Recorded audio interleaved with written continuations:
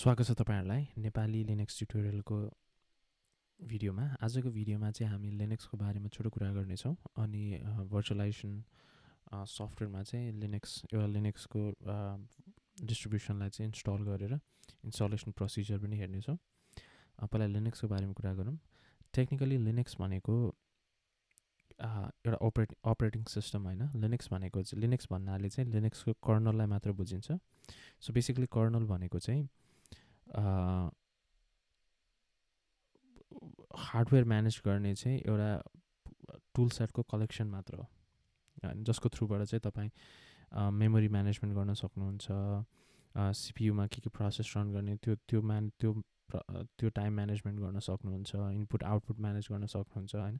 यस्तो सबै काम चाहिँ तपाईँको कर्नलले गर्छ। विन्डोजको आफ्नै विन्डोज कर्नल छ, द लिनक्सको आफ्नै लिनक्स कर्नल छ।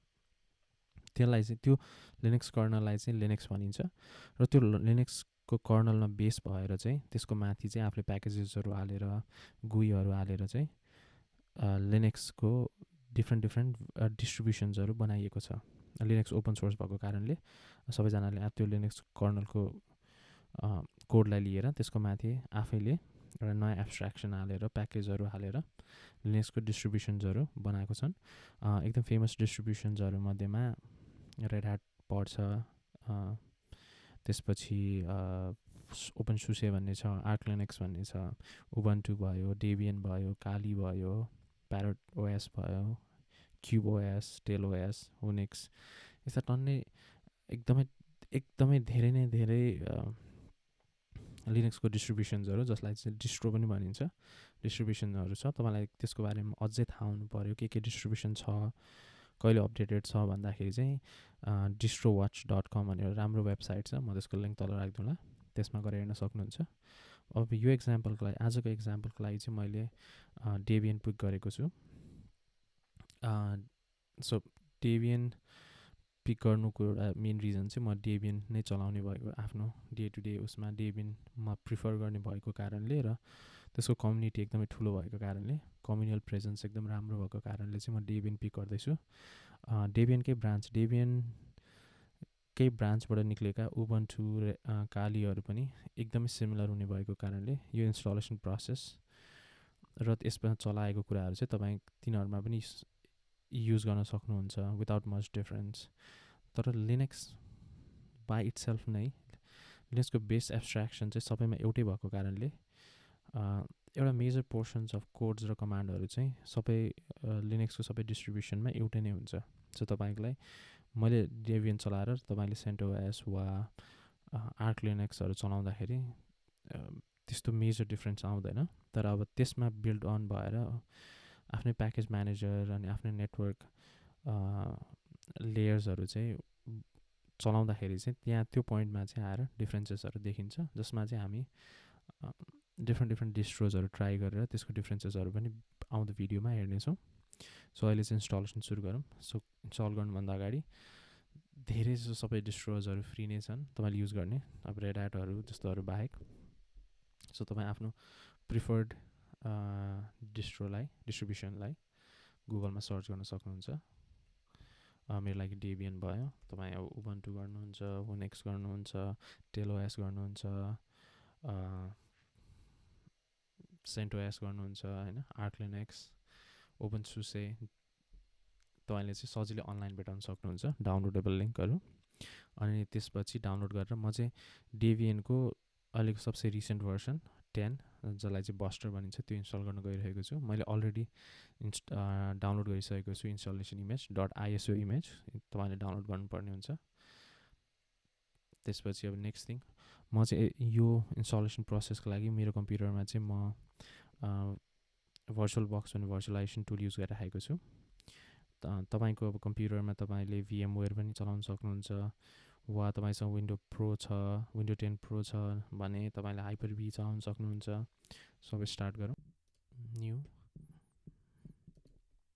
पहिला चाहिँ हामी एउटा भर्चुअल मेसिन बनाउँदैछौँ, भनेको मतलब एउटा भर्चुअल कम्प्युटर बनाएको जस्तै।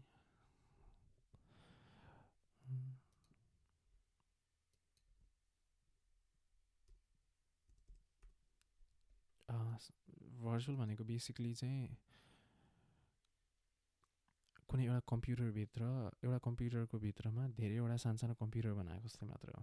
अनि अलिक सिम्पली भन्नुपर्दाखेरि चाहिँ हामीले एउटा फिजिकल हार्ड डिस्क बनायो, त्यसलाई डाइनामिकली अलोकेट गऱ्यौँ. भनेको मतलब चाहिँ त्यसले चाहिँ भयोभरको जति साइज हामी दिन्छ त्यसले एकैचोटि सबै साइज आफ्नो हो भनेर क्लेम गर्दैन. त्यसले चाहिँ जति चाहिन्छ त्यो अनुसारले क्लेम गर्छ. मैले 8 GB दिएँ र हाम्रो यो भर्चुअल कम्प्युटर रेडी भयो.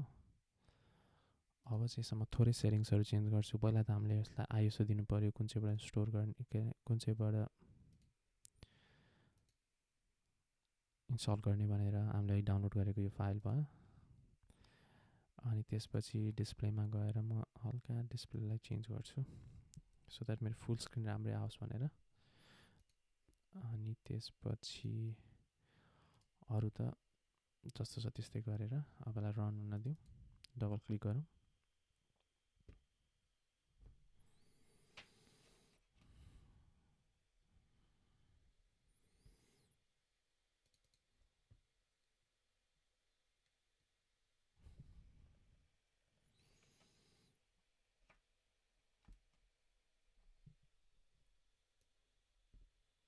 मेरो अर्को स्क्रिनमा देखा परेछ यस्तो आउँछ. अनि स्टार्ट गर्ने भनेर गरौँ.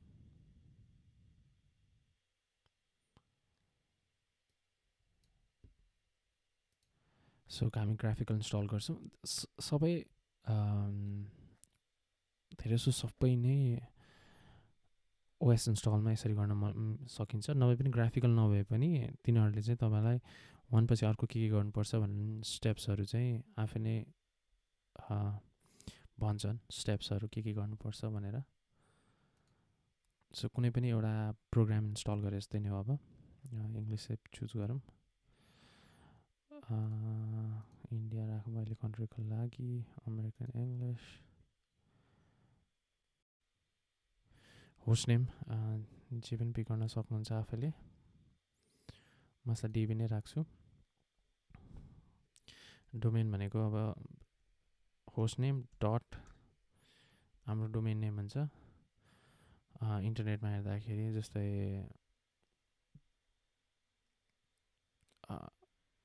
खासै अब यो चाहिँ हामीलाई इन्टरनेटमा भएको खण्डमा चाहिने हो. अहिले खासै त्यस्तो युजफुल छैन, त्यसैले जे राख्दै पनि भयो. खासै त त्यसमा गर्नु पर्दैन. अब रुट अकाउन्टको लागि पासवर्ड, यो रुट के हो भन्ने बारेमा पनि हामी पछि कुरा गर्नेछौँ. अहिले चाहिँ इन्स्टलेसन गर्नको लागि एउटा पासवर्ड मात्र दिउँ.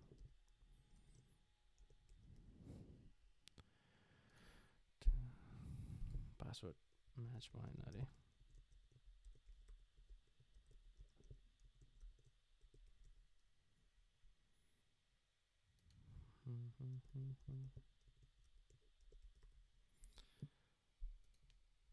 फेरि पासवर्ड म्याच भएन अरे.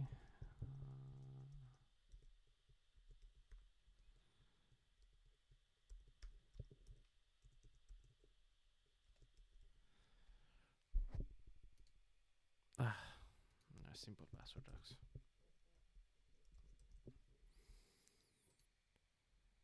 अब एउटा नयाँ युजरली रुट एकाउन्टमा कहिले पनि चलाउनु हुँदैन. रुट भनेको चाहिँ फुल प्रिभिलेज एकाउन्ट हो भनेर चाहिँ जहिले पनि एउटा नयाँ युजर बनाउनु भनेर अप्सन आउँछ, जसमा चाहिँ हामी लगइन हुन्छौँ जहिले पनि.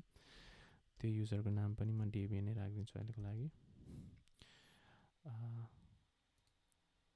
अब गुड पासवर्ड पनि जहिले पनि पासवर्ड राख्दाखेरि चाहिँ एउटा जिब्रिस सेन्टेन्स र एउटा लामो सेन्टेन्स, नेपालीमा एउटा कुनै लामो वर्ड नै राख्नुभयो भने वा गीतको कुनै लामो वर्ड राख्नुभयो भने 16वटा भन्दा लामो क्यारेक्टरको, जस्तै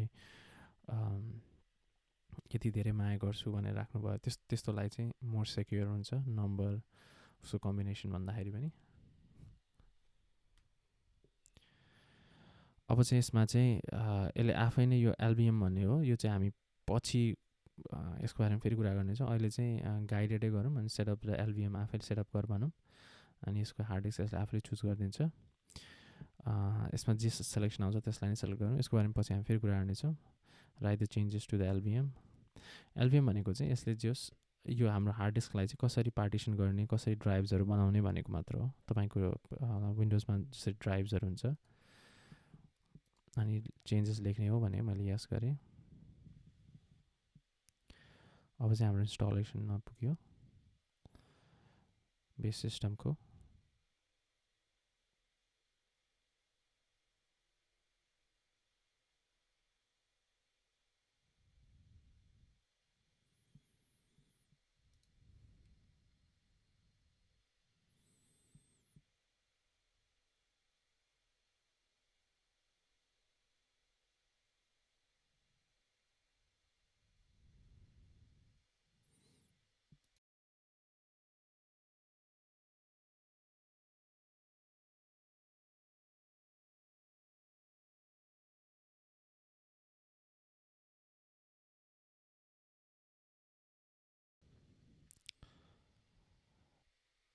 अरू केही फेरि अर्को सिडी हालेर अरू केही इन्स्टल गर्नु छ भने यो हुन्छ, तर मेरो लागि अरू केही पनि छैन, यति भए हुन्छ।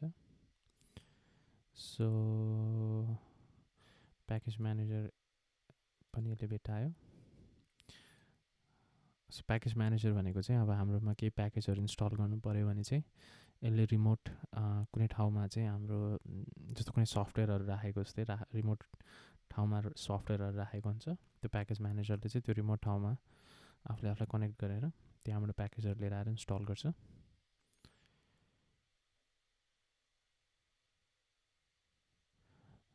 डेबियनको कन्डिसनमा चाहिँ एप्ट, प्याकेज म्यानेजरलाई चाहिँ एप्ट भनिन्छ।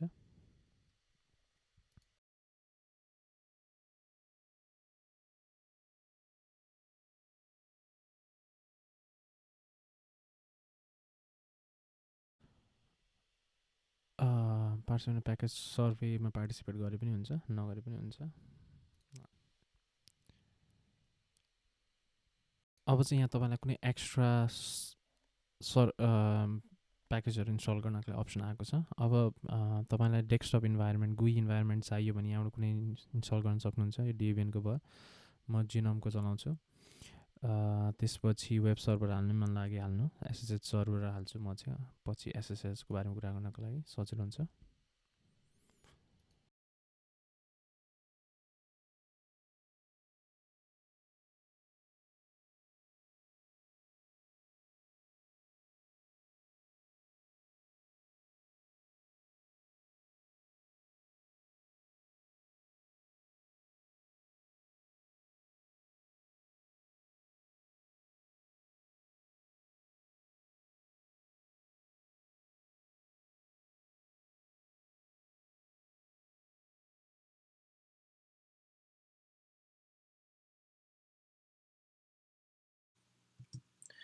अब चाहिँ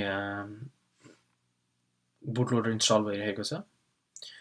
बुटलोडरको मेन काम भनेको चाहिँ अपरेटिङ सिस्टम बुट हुँदाखेरि हार्ड ड्राइभबाट त्यो अपरेटिङ सिस्टमको कर्नल चाहिँ मेमोरीमा लोड गर्ने, अनि त्यसपछि चाहिँ सिस्टम चाहिँ त्यो कर्नललाई ह्यान्डओभर गर्ने प्रोसेस मात्र हो। लिनक्सको लागि हामीले ग्रब युज गर्छौँ। सो ग्रबले बेसिकली के गर्छ भन्दाखेरि अपरेटिङ कम्प्युटर बुट हुँदाखेरि, त्यो भर्चुअल मेसिन बुट हुँदाखेरि चाहिँ हार्ड डिस्कबाट कर्नल लोड गर्छ, लिनक्स कर्नल लोड गर्छ, अनि त्यसपछि लिनक्सको कर्नल चाहिँ सिस्टम ह्यान्डओभर गरिदिन्छ। अब हाम्रो लास्ट फिनिसिङ भइरहेको छ इन्स्टलेसनको लास्ट पार्ट। यसपछि चाहिँ यो भर्चुअल मेसिन आफै रिबुट हुन्छ अनि हाम्रो इन्स्टलेसन चाहिँ कम्प्लिट हुन्छ।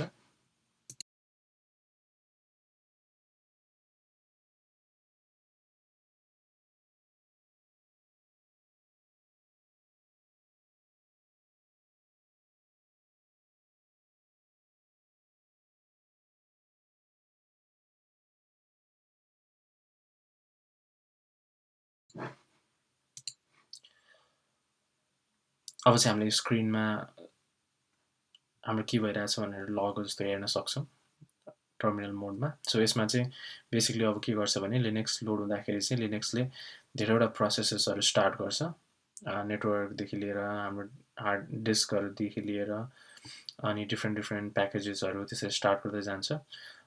यसरी पनि हेर्न सकिन्छ, वा पछि आफूलाई चाहिएमा लिनक्सले आफ्नो लग भन्ने एउटा डिरेक्ट्रीमा सबैको लग बुट लग भनेर राख्छ, जुन चाहिँ हामी त्यहाँ गएर पनि हेर्न सक्छौँ, जसको बारेमा चाहिँ पछि फेरि कुरा गर्नेछौँ।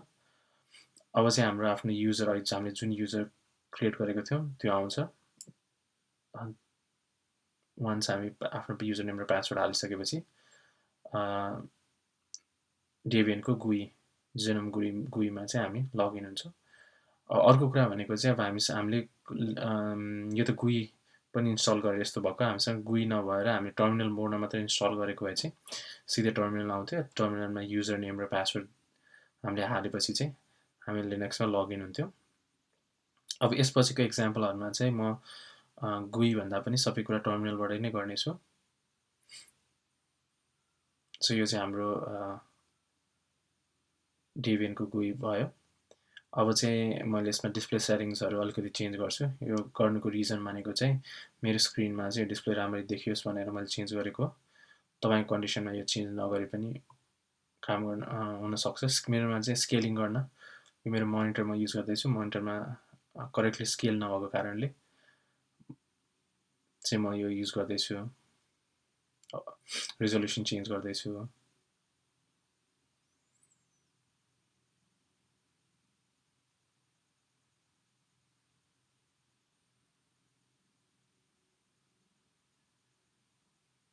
सो यति नै हो। यो हो हाम्रो fresh Debian buster 10 version installation.